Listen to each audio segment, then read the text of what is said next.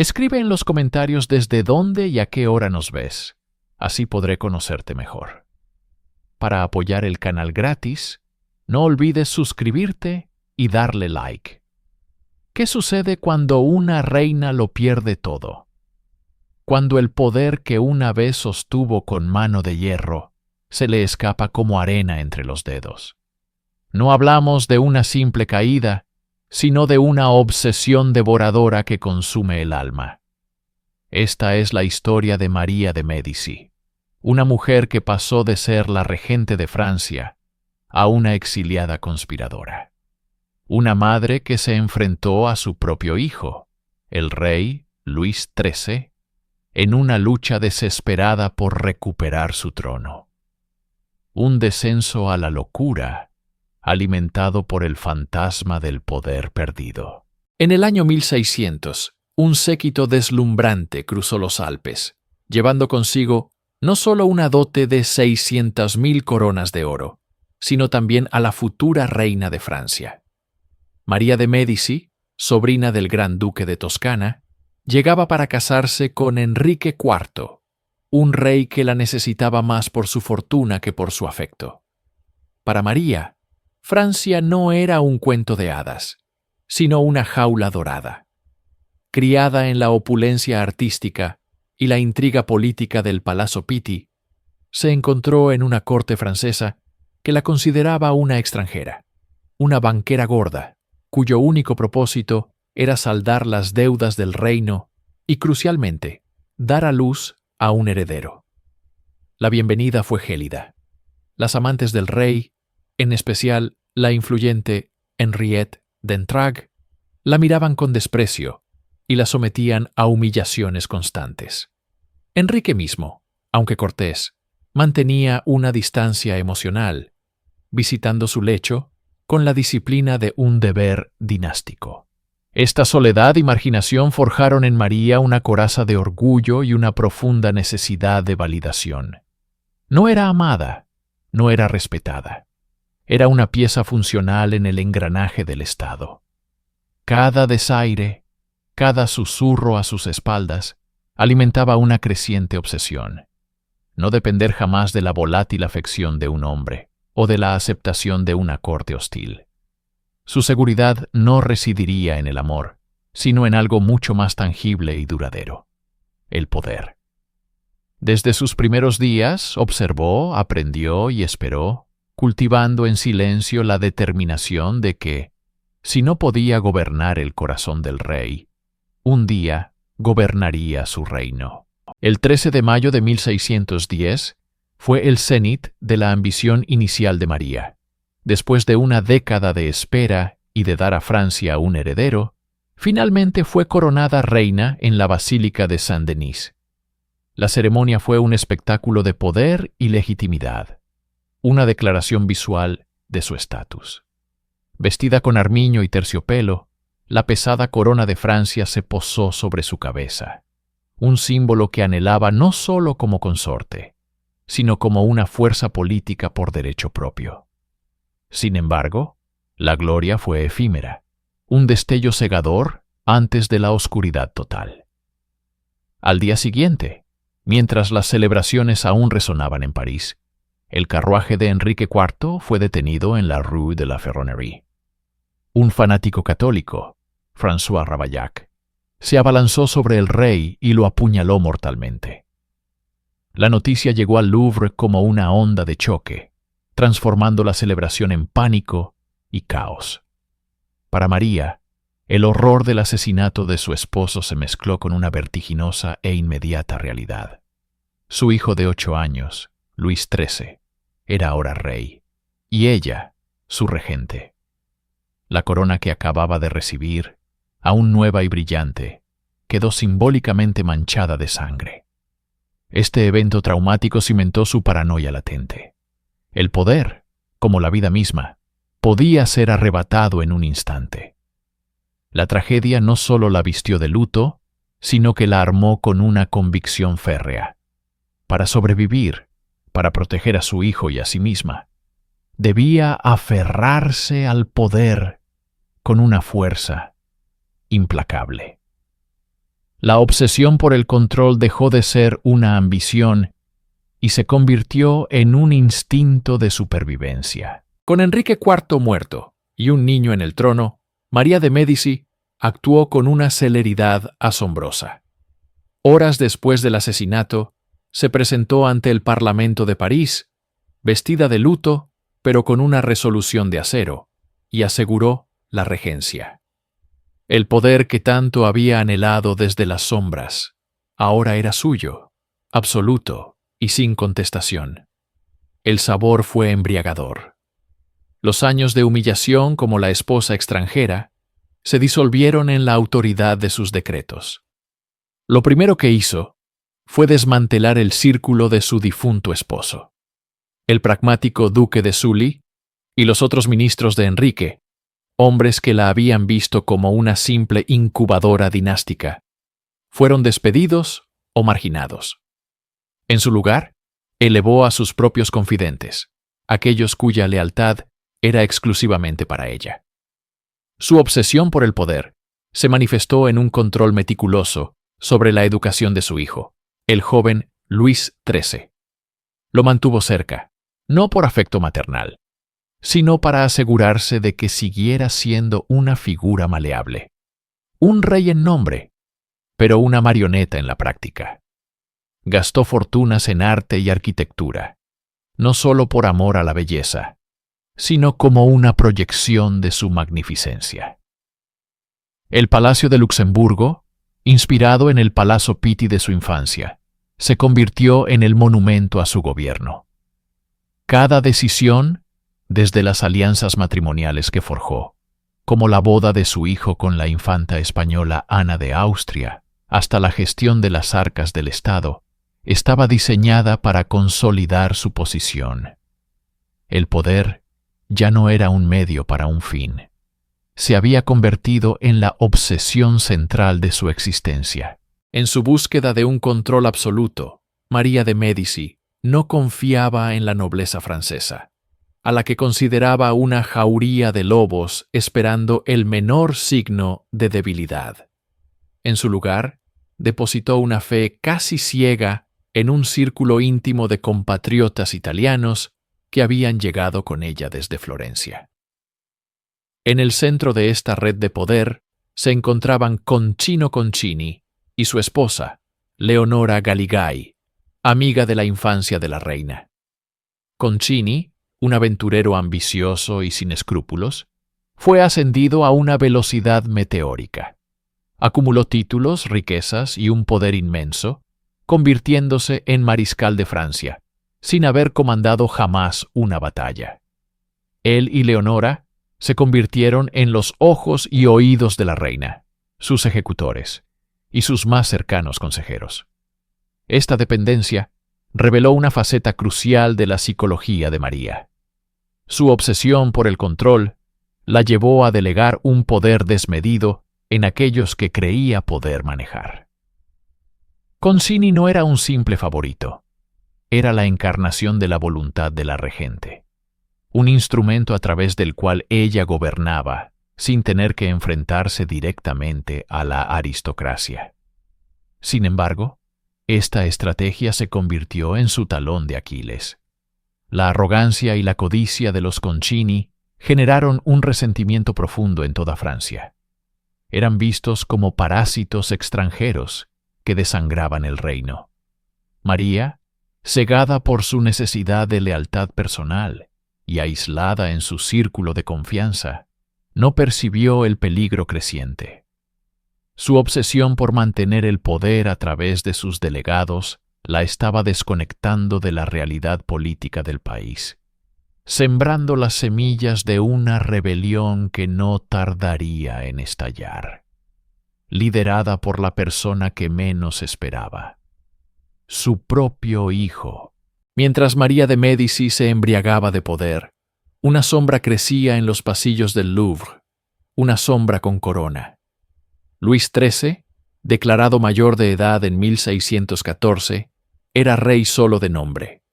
Su madre, aferrada a la regencia con una tenacidad obsesiva, continuaba gobernando a través de su inseparable favorito, Concino Concini. Para el joven Luis, cada día era una humillación. Veía cómo el arrogante italiano, a quien despreciaba profundamente, recibía los honores, dictaba las políticas y amasaba una fortuna obscena, todo bajo la mirada aprobadora de su madre. La corte era un nido de susurros y miradas de soslayo. Luis se sentía un extraño en su propio reino, un peón en el juego de poder de María. Su resentimiento, inicialmente, un sentimiento infantil de celos, se transformó en un odio frío y calculado. Se rodeó de un pequeño círculo de confidentes leales, liderados por Charles d'Albert, duque de Luynes, un hombre que supo alimentar la hoguera de la ambición real. Luynes le hablaba de su derecho divino, de la debilidad que proyectaba su sumisión y de la necesidad de reclamar lo que le pertenecía por nacimiento. María, ciega en su arrogancia, subestimaba a su hijo. Lo veía como el niño melancólico y taciturno que siempre había sido, incapaz de desafiarla. No percibía la tormenta que se gestaba en su interior. Cada decreto firmado por Concini, cada fiesta organizada por su madre sin consultarle, era una afrenta que endurecía el corazón del rey. El poder no se hereda simplemente, se toma. Y Luis XIII, observando desde la periferia, estaba aprendiendo esa lección de la manera más amarga, preparándose para el momento en que su resentimiento finalmente estallaría, arrasando con el mundo que su madre había construido. La paciencia de un rey tiene un límite. Para Luis XIII, ese límite se había cruzado. El resentimiento acumulado durante años de humillación cristalizó en un plan audaz y brutal. La mañana del 24 de abril de 1617, el aire en el Palacio del Louvre era denso, cargado de una conspiración que estaba a punto de estallar. Concino Concini, el mariscal de Ancre, caminaba hacia una reunión del Consejo, arrogante y seguro como siempre, sin saber que los ojos de los hombres del rey le seguían desde las sombras.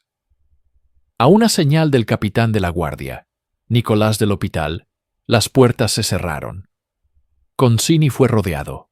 Se le ordenó entregarse en nombre del rey. Cuando instintivamente llevó la mano a su espada, las pistolas sonaron. Su cuerpo acribillado cayó sobre los adoquines del patio. En ese instante, el poder cambió de manos de la forma más violenta posible. Luis XIII, que observaba desde una ventana superior, apareció en el balcón y proclamó con una voz que resonó en toda la corte: «A partir de este momento, yo soy el rey». El grito fue una declaración de guerra contra su propia madre. María de Médici, escuchando el tumulto desde sus aposentos, pasó de la confusión al horror. Su mundo, cuidadosamente construido sobre la lealtad comprada y la autoridad delegada, se derrumbó en cuestión de minutos. El hombre en quien había depositado toda su confianza yacía muerto, y su propio hijo, el niño que había despreciado e ignorado, era el autor de su ruina. El golpe no fue solo político, fue un acto de parricidio simbólico. Luis no solo mató a Concini, mató la autoridad de su madre, rompió sus cadenas y la convirtió, de la noche a la mañana, de regente todopoderosa a una reina madre sin poder, prisionera en su propio palacio. El castigo para una reina madre que se niega a ceder el poder no es la celda de un calabozo, sino una jaula dorada. Tras el golpe de Estado, Luis XIII exilió a su madre al castillo de Blois. Oficialmente, era un retiro digno para una reina viuda. En realidad, era una prisión opulenta.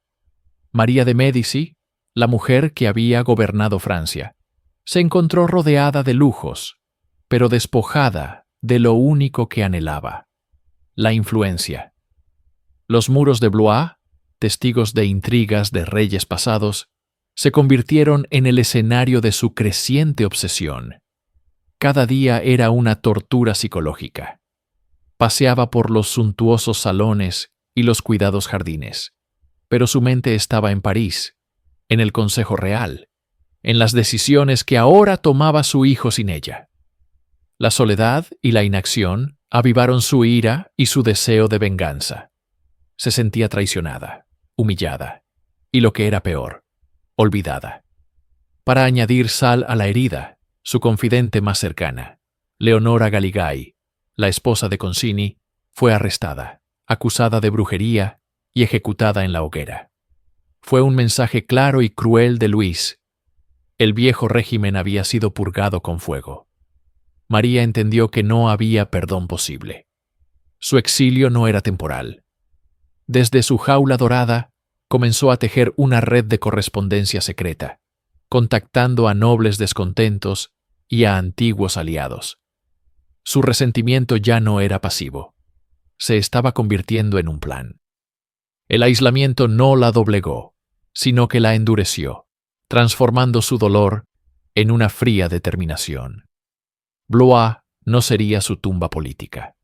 Sería la cuna de su conspiración.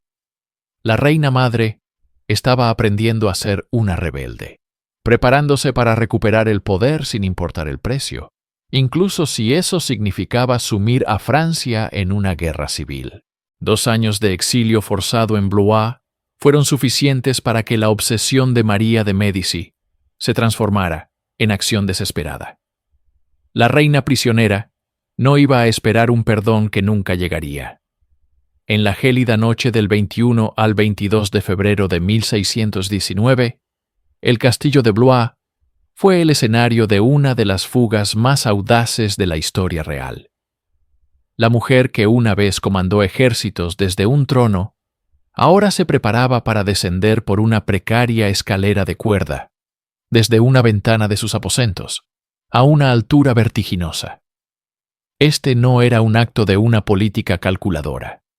Era la apuesta de una conspiradora acorralada, impulsada por el orgullo herido y un insaciable deseo de poder. Ayudada por un puñado de leales, entre ellos el poderoso duque de Épernon, quien había reunido tropas en su nombre. La reina de casi 50 años se enfrentó a la oscuridad y al peligro. Cada peldaño de la escalera era un paso hacia la rebelión abierta contra su propio hijo.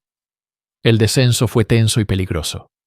El crujido de la cuerda, el silbido del viento, el miedo a ser descubierta. Pero el miedo era superado por la adrenalina de la libertad y la promesa de la venganza. Al tocar tierra, María no era simplemente una fugitiva. Renacía como el estandarte de la oposición al rey. Su fuga no fue un secreto por mucho tiempo. La noticia se extendió como la pólvora por toda Francia, encendiendo las llamas de la rebelión. La reina madre se había convertido en una causa, un grito de guerra para todos los nobles que se sentían marginados por el nuevo régimen de Luis XIII y su favorito, el duque de Luynes.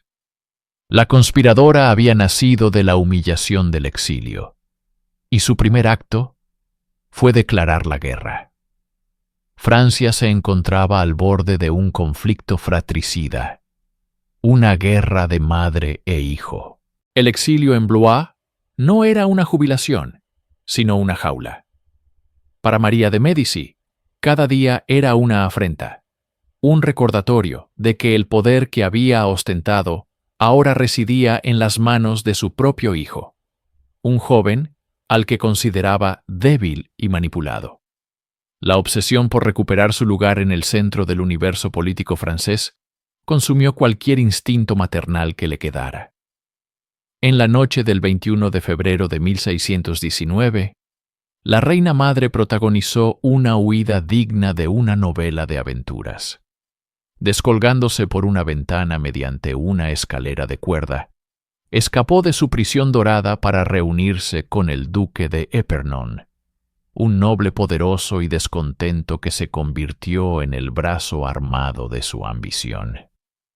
Se iniciaba así la primera de las llamadas guerras de la madre y el hijo. María, lejos de ser una figura pasiva, se convirtió en el epicentro de la rebelión. Su nombre era el estandarte que unía a todos los grandes señores feudales, que veían con recelo la creciente centralización del poder real. Ella no luchaba por ellos, luchaba por sí misma, utilizando sus agravios como combustible para su propia causa. La primera confrontación fue breve y se resolvió con el Tratado de Angulema, una tregua frágil. Pero la paz no era el objetivo de María. Era solo una pausa para reagrupar fuerzas. Al año siguiente, volvió a levantar un ejército, convencida de que solo una victoria militar decisiva podría obligar a Luis XIII a devolverle el control. La confrontación culminó en la batalla de Pont-de-Cé en agosto de 1620. Fue un desastre absoluto para las fuerzas de la reina madre. La derrota fue tan rápida y humillante que se la conoció como la drôlerie de Pont-de-Cé. La obsesión de María la había llevado a la guerra contra su hijo, y la había dejado derrotada, humillada, y por el momento, sin opciones militares. Tras la humillación militar en Pont-de-Cé, María de Médici se vio forzada a aceptar una nueva paz, el Tratado de Angers. Parecía una rendición, pero en la mente de la reina madre era simplemente un cambio de estrategia. Si la fuerza bruta había fallado, la infiltración y la manipulación serían sus nuevas armas.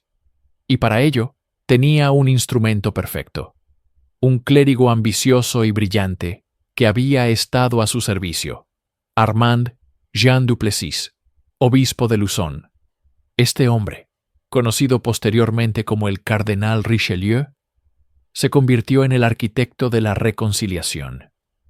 Actuando como mediador, suavizó las tensiones entre madre e hijo, presentándose como una voz de la razón y la lealtad. María vio en él la llave para volver al poder. Su plan era simple: promover a su protegido hasta el círculo más íntimo del rey. Una vez dentro del Consejo Real, Richelieu sería sus ojos, sus oídos y, sobre todo, su voz. A través de él, ella volvería a gobernar, manipulando a Luis XIII desde la sombra. Su obsesión por el control la cegó ante la verdadera naturaleza de su peón. Presionó incansablemente a su hijo, argumentando que la experiencia y la inteligencia de Richelieu eran indispensables para el reino. Luis XIII, que desconfiaba profundamente del obispo por su cercanía a su madre, se resistió durante años. Pero la insistencia de María fue implacable. Finalmente, en 1624, el rey cedió. Richelieu fue nombrado miembro del Consejo Real. María celebró su victoria, convencida de que había colocado a su criatura en la posición perfecta. No podía imaginar que no había recuperado un instrumento de poder, sino que acababa de forjar al arquitecto de su propia y definitiva caída. La reconciliación era una farsa, un escenario en el que el verdadero ganador aún no se había revelado. El triunfo de María de Médici al colocar a Richelieu en el Consejo Real fue efímero. La satisfacción de haber impuesto su voluntad se transformó rápidamente en una amarga y creciente alarma. La reina madre esperaba un títere leal que ejecutara sus deseos y restaurara su influencia pro-española y católica devota en la corte. En cambio, descubrió que había desatado una fuerza política con una voluntad de hierro y una visión para Francia que era diametralmente opuesta a la suya. Richelieu, una vez en el poder, reveló su verdadera lealtad. No era hacia su antigua patrona, sino hacia el Estado francés y la autoridad absoluta del rey. Su obsesión no era personal, como la de María, sino abstracta: la razón de Estado. En pocos meses, el cardenal se convirtió en el principal ministro de Luis XIII, ganándose la confianza del rey con su asombrosa capacidad de trabajo, su inteligencia estratégica y su dedicación inquebrantable a la corona. Para horror de María, Richelieu comenzó a desmantelar todo lo que ella representaba. En lugar de aliarse con la España de los Habsburgo, la potencia católica, el cardenal la identificó como el principal enemigo de Francia, y no dudó en forjar alianzas con potencias protestantes para contrarrestar su poder. En el interior, su objetivo era someter a la nobleza rebelde, la misma que María había utilizado en sus guerras contra su hijo. Cada edicto, cada maniobra diplomática, cada decisión del cardenal era una daga en el corazón de las ambiciones de María. La criatura se había vuelto contra su creadora. La obsesión de la reina por recuperar el poder se vio eclipsada por una nueva y más visceral emoción: el odio hacia el hombre que ella misma había aupado, y que ahora se erigía como el principal obstáculo para sus planes. Un muro de granito entre ella y el trono. Incapaz de enfrentarse a Richelieu en el campo de la política abierta, donde el cardenal demostraba ser un maestro inigualable, María de Médici regresó al terreno que mejor conocía: la conspiración. El Palacio de Luxemburgo, su suntuosa residencia parisina, se transformó en el epicentro de la oposición, un nido de susurros, complots y veneno político. Su obsesión por destruir al cardenal la llevó a tejer una vasta y compleja red de espionaje y desinformación. Cada pasillo, cada salón, se convirtió en un campo de batalla invisible. Sus damas de compañía, sus sirvientes más leales y los nobles que se sentían marginados por el nuevo régimen se convirtieron en sus agentes. El objetivo era uno solo: minar la confianza del rey Luis XIII en su primer ministro. María orquestaba campañas de rumores, interceptaba correspondencia y organizaba reuniones secretas. Explotaba cualquier error de Richelieu, magnificándolo y presentándolo al rey como prueba de su traición o incompetencia. Su principal aliado en esta guerra encubierta fue el propio hermano del rey, Gastón de Orleans, un príncipe ambicioso y perpetuamente descontento que compartía el odio de su madre por el cardenal. Juntos formaron el núcleo del llamado Partido Devoto, una facción que abogaba por una alianza con España y la supresión del protestantismo, políticas directamente opuestas a las de Richelieu. La reina madre vivía en un estado de paranoia y febril actividad conspirativa.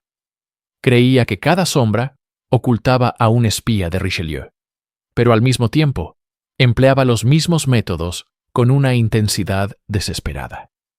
Estaba convencida de que, si lograba aislar al cardenal, si conseguía que su hijo viera la verdad que ella le presentaba, podría finalmente recuperar el control. Esta batalla de intrigas culminaría en una confrontación directa, un día decisivo en el que obligaría al rey a elegir entre su madre y su ministro. El 10 de noviembre de 1630, el Palacio de Luxemburgo, la obra maestra de María de Médici, se convirtió en el escenario de su mayor apuesta. La tensión era palpable, una tormenta política contenida entre paredes doradas.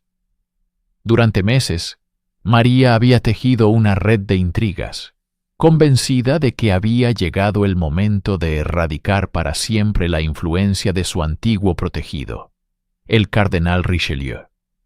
Su obsesión por el control total había alcanzado su punto álgido. Creía tener a su hijo, el rey Luis XIII, acorralado. Lo confrontó directamente, con la vehemencia de una madre traicionada y la arrogancia de una reina que se sentía dueña del poder. Le dio un ultimátum: o él, el cardenal, o ella, su madre. Luis, visiblemente afectado y siempre de salud frágil, pareció ceder ante la presión materna. Abandonó la estancia sin dar una respuesta clara, pero María y su facción, los devotos, lo interpretaron como una victoria rotunda. La euforia se desató en sus salones. Se celebraba la caída del cardenal, se repartían cargos y se planeaba el nuevo gobierno. María, por un breve y glorioso instante, sintió que había recuperado el control absoluto que tanto anhelaba. Se vio a sí misma no solo como reina madre, sino como el verdadero poder detrás del trono, la única guía de Francia. Sin embargo, mientras ella se embriagaba de un triunfo prematuro, la historia tomaba un desvío fatal. Ajenos a su celebración, el rey se había reunido en secreto con Richelieu, en un modesto pabellón de casa en Versalles. Allí, lejos de la sofocante influencia de su madre, Luis tomó la decisión que cambiaría Francia para siempre. María estaba a punto de descubrir que el día que creyó ser su mayor victoria sería conocido por la historia como el Día de los Engañados. La euforia de María de Médici duró apenas unas horas. La noticia llegó como un rayo en un cielo despejado, destrozando la atmósfera de celebración en el Palacio de Luxemburgo. Un mensajero informó que el rey no solo no había desterrado a Richelieu, sino que le había reafirmado su total y absoluta confianza. El cardenal permanecía en el poder, más fuerte que nunca. Para María, la noticia fue más que una derrota política. Fue una traición personal y definitiva. El hijo por el que había luchado, el rey cuya regencia había defendido con uñas y dientes, la había repudiado. La había elegido a ella, su madre, para el humillante papel de la engañada. El shock inicial dio paso a una furia impotente. La mujer que había gobernado Francia, que había comisionado a Rubens para inmortalizar su gloria, se vio reducida a una figura irrelevante en un solo día. Su obsesión por el poder se estrelló contra el muro de la voluntad de su propio hijo, una voluntad forjada y fortalecida por el mismo hombre que ella había aupado, Richelieu. Este no era un revés temporal como los anteriores, era el fin. Luis XIII, al elegir al cardenal, no solo eligió un ministro, sino que eligió un futuro para Francia, libre de la tutela y las conspiraciones maternas. La decisión del rey fue fulminante. A María se le ordenó retirarse a su castillo en Compiègne. Ya no era una consejera, ni una figura de poder. Era un problema a ser aislado. El control que había buscado con tanta desesperación se le había escurrido entre los dedos para siempre. La reina que se creía indispensable descubrió, con la más amarga de las lecciones, que el poder que no se posee por derecho propio, sino por influencia, es el más frágil de todos. Su mundo se había derrumbado, y en sus ruinas solo quedaba la obsesión desnuda y el dolor de una pérdida irrecuperable. El retiro forzado en el castillo de Compiègne no era una jaula lo suficientemente fuerte para contener la voluntad de María de Médici. Para ella, no era un retiro, sino una prisión. La humillación era insoportable, y su mente, en lugar de aceptar la derrota, ardía con planes de fuga y venganza. En julio de 1631, disfrazada y en medio de la noche, la reina madre de Francia protagonizó una huida audaz, cruzando la frontera hacia los Países Bajos españoles. Así comenzó el último y más patético capítulo de su vida, el de una reina fugitiva. La mujer que había sido una de las figuras más poderosas de Europa se convirtió en una exiliada, una pieza incómoda en el tablero de la política internacional. De Bruselas a Ámsterdam, de Londres a Colonia, María peregrinó por las cortes europeas, buscando desesperadamente aliados para su causa. Llevaba consigo su estatus real y los magníficos retratos de Rubens, pero carecía de lo único que importaba: poder real. Su presencia era un problema diplomático para sus anfitriones. Acogerla significaba arriesgarse a la ira de Francia, ahora firmemente dirigida por Richelieu. Aunque era recibida con los honores formales debidos a su rango, tras las sonrisas y las reverencias, se escondía el deseo de que se marchara pronto. Su obsesión por regresar y destruir a Richelieu no disminuyó con la distancia. Al contrario, se intensificó. En cada ciudad, en cada palacio, conspiraba incansablemente, intentando levantar ejércitos, forjar alianzas y organizar levantamientos contra el gobierno de su propio hijo. Se convirtió en una figura trágica, una reina sin reino, una madre sin el amor de su hijo, vagando por un continente que una vez la admiró y que ahora solo la veía como un fantasma del pasado, aferrada a una gloria que nunca volvería. Despojada de ejércitos y de influencia directa en la corte, a María de Médici solo le quedó un arma: la pluma. Desde su exilio errante, desató una tormenta de tinta que recorrió toda Europa. Su obsesión, antes manifestada en intrigas palaciegas, se canalizó en una frenética campaña epistolar. Cientos, miles de cartas salieron de su mano, dirigidas a reyes, príncipes, nobles y, sobre todo, a su hijo, Luis XIII. Estas cartas son la ventana más clara a su atormentada psique. En ellas, su tono oscilaba violentamente entre la súplica maternal y la furia de una monarca traicionada. A Luis le escribía recordándole su deber filial, evocando memorias de su infancia, intentando despertar en él la culpa y el remordimiento. Le rogaba que la perdonara, que la dejara volver, que viera la verdad sobre el tirano de Richelieu. Pero cuando la ternura no funcionaba, emergía la Médici más implacable. Sus cartas se llenaban de veneno, acusando a Richelieu de todos los males de Francia, de brujería, de ambición desmedida, de haber hechizado al rey para ponerlo en su contra. A otros monarcas, como a su yerno, el rey de España, les imploraba ayuda militar, prometiendo desestabilizar Francia si le daban los medios. Se convirtió en una propagandista de su propia causa, publicando panfletos que denunciaban la tiranía del cardenal. Cada carta era un intento desesperado por reescribir la realidad, por convencer al mundo y a sí misma de que ella era la víctima y Richelieu el villano. Esta obsesión epistolar la consumió. Vivía para escribir y recibir respuestas, analizando cada palabra en busca de una chispa de esperanza. Pero sus palabras, antes decretos, ahora eran solo el eco de un poder perdido, el testamento escrito de una reina que se negaba a desaparecer en silencio. Mientras su poder real se desmoronaba, María de Médici se refugió en la única narrativa que podía controlar, la de su propio pasado. En el Palacio de Luxemburgo, su gran proyecto arquitectónico encargó al maestro Peter Paul Rubens una serie de 24 lienzos monumentales que debían inmortalizar su vida. Este ciclo pictórico no era una simple decoración, era un arma de propaganda, un desesperado intento de reescribir la historia y solidificar su legitimidad en un momento en que era más cuestionada que nunca. Cada pincelada de Rubens transformaba la realidad en una epopeya mitológica.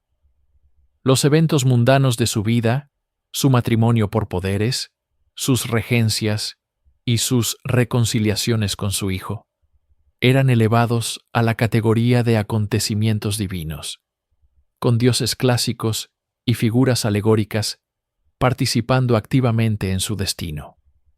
La María de los lienzos era una heroína regia, una sabia gobernante guiada por la providencia, la encarnación misma de Francia. Sin embargo, este grandioso proyecto era un espejismo.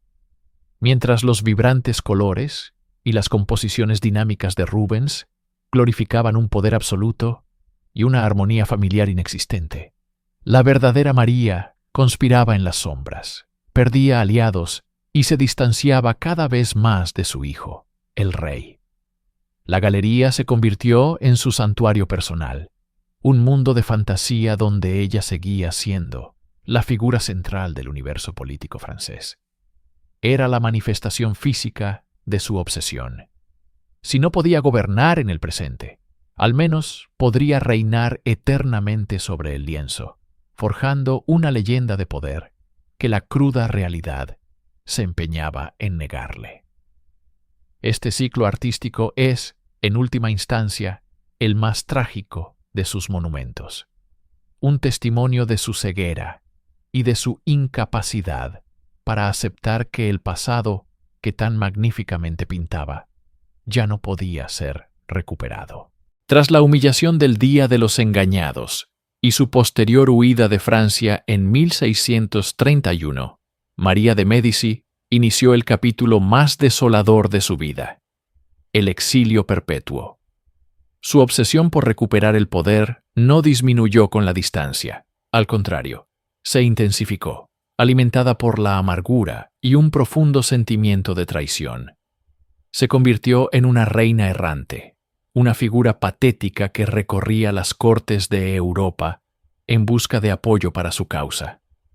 Primero en los Países Bajos españoles, luego en Inglaterra y finalmente en las ciudades del Sacro Imperio Romano Germánico, suplicó ayuda a sobrinos, primos y antiguos aliados.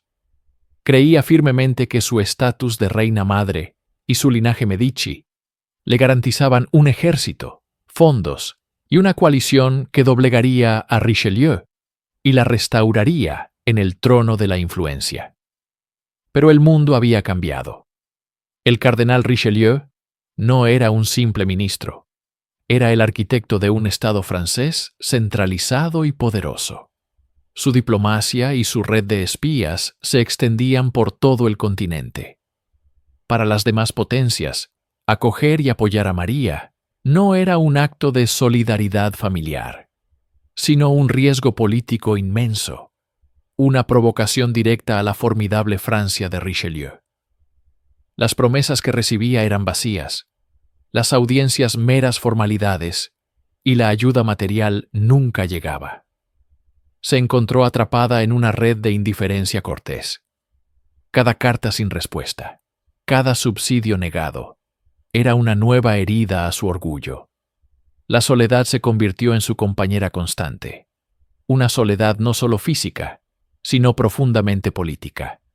Era un fantasma de la realeza, una reliquia de una era pasada cuya obsesión la había aislado del mismo mundo que una vez anheló dominar. El final de María de Médici no llegó en un campo de batalla, ni en una sala del trono restaurada, sino en una modesta casa en la ciudad de Colonia, en 1642. Irónicamente, era una casa que había pertenecido a la familia de Peter Paul Rubens, el artista que había pintado su gloria pasada con tanto esplendor. Ahora, en este humilde refugio, la reina despojada enfrentaba su última derrota. Sus últimos años fueron un lento descenso hacia la irrelevancia y la pobreza. Las vastas fortunas de los Médici se habían agotado en conspiraciones fallidas y en el mantenimiento de una corte en el exilio que ya nadie reconocía. Vivía de la caridad y de pequeñas pensiones que llegaban de forma irregular. Una humillación insoportable para la mujer que había controlado las finanzas de una de las naciones más ricas de Europa. Su salud, minada por décadas de estrés, intrigas y amargura, finalmente cedió. Postrada en su lecho, atormentada por el frío y la humedad del Rin, su obsesión por el poder seguía ardiendo, aunque con una llama débil y vacilante. Se dice que hasta el final se aferró a la creencia de que su hijo, el rey Luis XIII, finalmente la perdonaría y la llamaría de vuelta a Francia. Pero el perdón nunca llegó.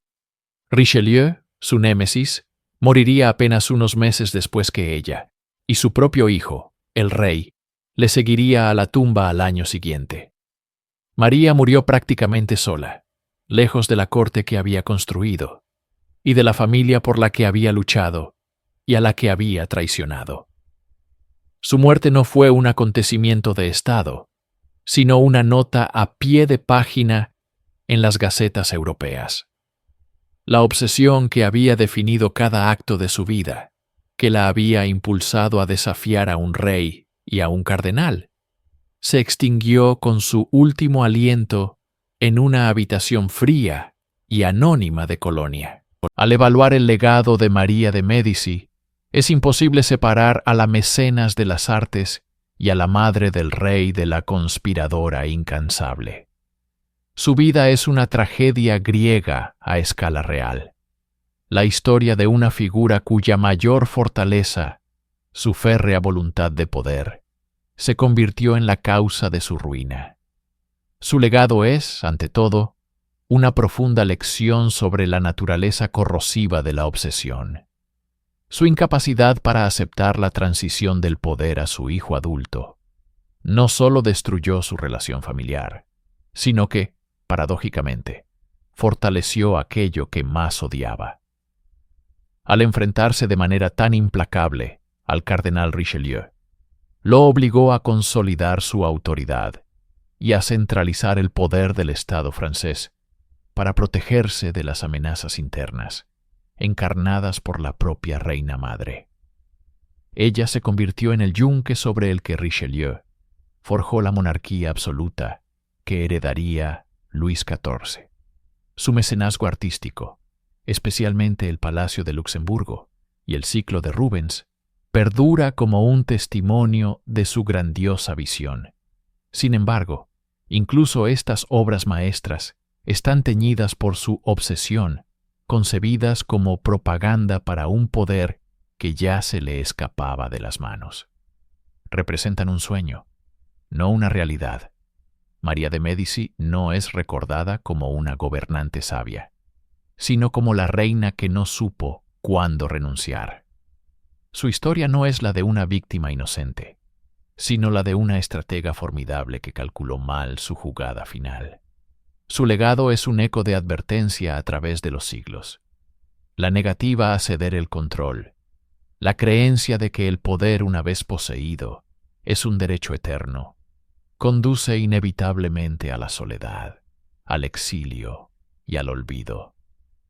Fue la arquitecta de su propia gloria, y con la misma intensidad, la ingeniera de su propia y desoladora caída.